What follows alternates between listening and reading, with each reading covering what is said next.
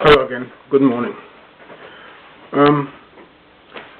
I've completed 317 and I've now put it on video online.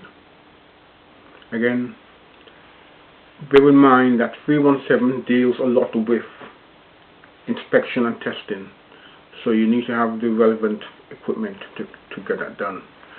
You would have already done this as part of your everyday working process. Okay, so again, make sure you have recorded photographs, written test certificates, carrying out the R1, R2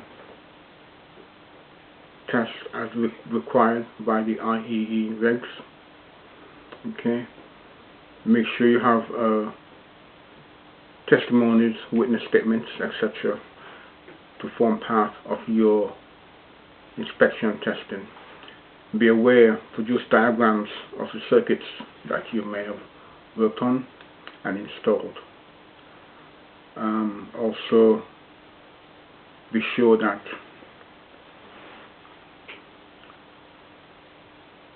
your portfolio is consistent and sequential. So if you're doing 311, then 312 should follow on from 311.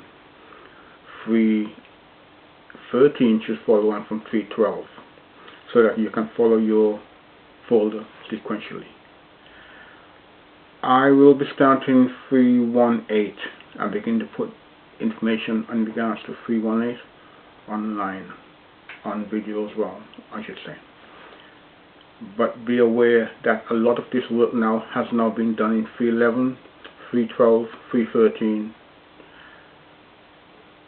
315, 316, etc. And you should have now a good compilation of work that should now be giving you a solid background in building your portfolio or your work-based learning folder. Okay, I won't keep you any longer. Thank you again, and have a good day. Thank you. Bye bye.